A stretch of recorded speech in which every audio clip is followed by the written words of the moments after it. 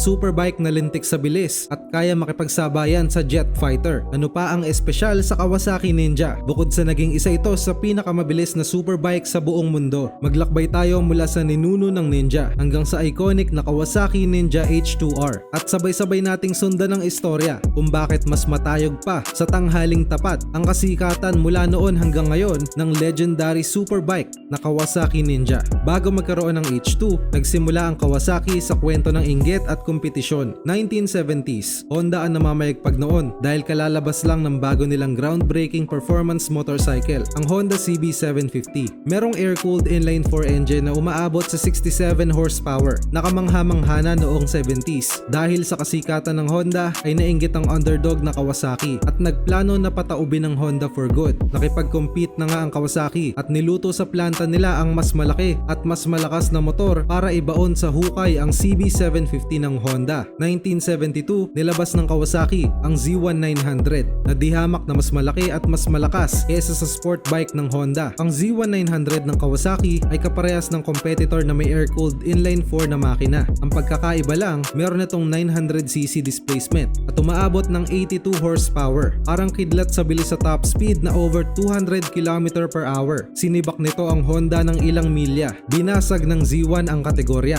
at binago ang laro sa pabilisan ng motorsiklo. Simula noon, sementado na sa kasaysayan ang tinaguriang kauna-unahang tunay na sport bike ng Japan, ang Kawasaki Z1900. Parang si John Wick, ang Z1 ang naglatag ng matibay na pundasyon para sa Ninja. Dahil dito, rumagasa ang pera ng consumers papunta sa Kawasaki at di magkamayaw ang sales ng motorsiklo nila. Successful ang una nilang sport bike at dahil meron na silang pera para palakasin pa ang superbike segment, dito na nagsimula ang alamat. 6 na taon naglabor sa basement ang mga scientist at engineer ng Kawasaki para iluwal ang kauna-unahang Ninja. Nga pala sa Japan, astig ang letters at numbers sa pangalan ng motor. Pero sa Amerika, hindi matandaan ng mga tao ang mga letra at mga numero. Walang recall, kaya para mas simple, Ninja na lang. 1984, ipinanganak ang Kawasaki GPZ900R o mas kilala sa tawag na Kawasaki Ninja 900. Revolutionary at mas modern ng design pero hindi lang sa design nag-invest ang kumpanya, kundi sa engineering. Bone stock pero may top speed na umaabot sa 240 km per hour. Napakabilis niyan mga insan at sa sobrang bilis, nangailangan na ng radiator para palamigin ang makina. Ang Ninja 900 nga pala ang kauna-unahang 16-valve liquid-cooled o water-cooled engine ng Kawasaki. Nagtala ito ng 10.976 second speed record sa quarter mile at tinaguri ang fastest production bike noong namayagpag ang Ninja 900. Lalo pang nagtuloy-tuloy ang katanyagan ng Ninja sa buong mundo at lalo pang pumutok ang pangalan nito nang lumabas ang motorsiklo sa pelikulang Top Gun. Feature dito ang iconic scene ng batikang action star na si Tom Cruise na sumasabay sa bilis ng jet fighter habang nakasakay sa Kawasaki Ninja 900. Henyo talaga ang marketing department ng kumpanya dahil siguradong sulit na sulit ang binayad nila para dito. Pero di pa natatapos dyan ang kwento dahil papasok na tayo sa 90s at dito na magsisimula ang bakbakan ng mga sport bike sa pabilisan. Alam naman natin na gustong-gusto ng Kawasaki ang challenge mula sa mga competitor brands. Matira matibay sa ring, dito talaga natin makikita ang malaking improvement ng mga motorsiklo. At umusbong na naman dito ang rivalry ng Kawasaki laban sa iba't ibang motorcycle brands para sa pinakamabilis na sport bike in terms of top speed. Lumaban ng Kawasaki ng harapan gamit ang kanilang Ninja ZX series. 1990 naglabas ang kumpanya ng Ninja ZX11 na may 1052cc inline 4 engine na naglalabas ng 145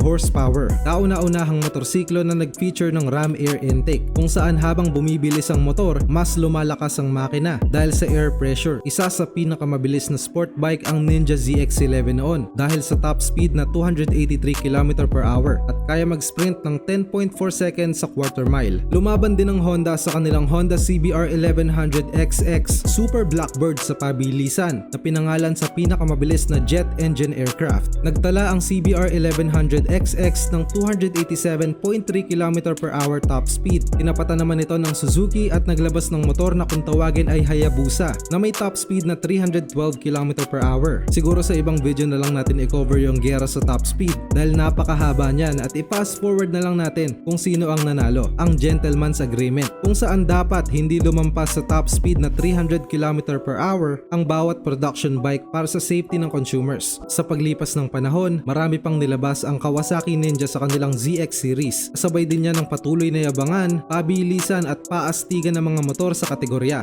Marami nagsasabi na Hayabusa na ang nanalo sa pinakamabilis na motor sa Japan, pero hindi talaga sumuko ang Kawasaki sa laban. 2015, nagulat ang lahat ng nilabas ng kumpanya ang Kawasaki Ninja H2R at tahasan nitong binastos ang Gentleman's Agreement, isang maangas at bruskong sport bike na kargado ng supercharger. Ang supercharger ay turbo sa loob ng motorsiklo. Ihalin tulad mo sa airflow kapag nag-iihaw ka. Kapag mas nilalakasan mo ang paypay at lumalakas ang hangin papunta sa uling, mas lumalakas ang apoy at mas nagliliyab ang baga. Ganun din sa makina. Kapag mas rich ang airflow, mas tumutuli ng takbo. Ito din yung lumilikha ng sumisipol na tunog tuwing nire-rev o pinapaandar ang motor na nagbibigay ng mas malakas na boost sa makina. Mala jet turbine sa bangis ang pagkaka-engineer sa makina ng Ninja H2R. Nga pala ang Kawasaki Heavy Industries din ay nagmamanufacture ng jet engines. Kaya di na tayo magtataka kung basic lang to sa kanila. Ang halimaw na H2R ay kaya maglabas ng 310 horsepower, pero kung di ka pa satisfied dyan, meron pa tayo nakalap na info.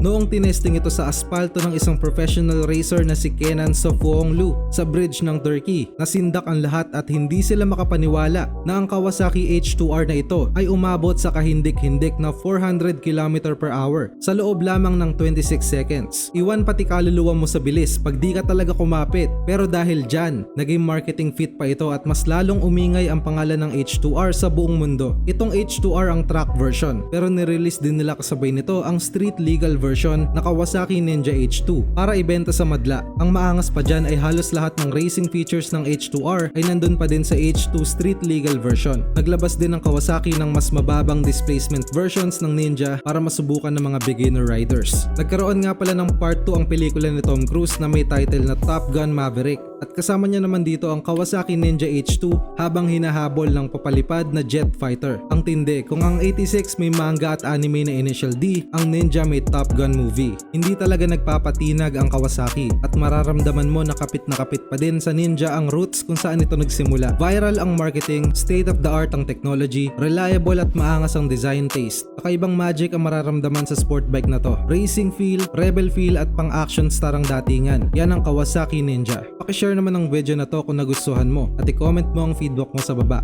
Salamat sa panonood.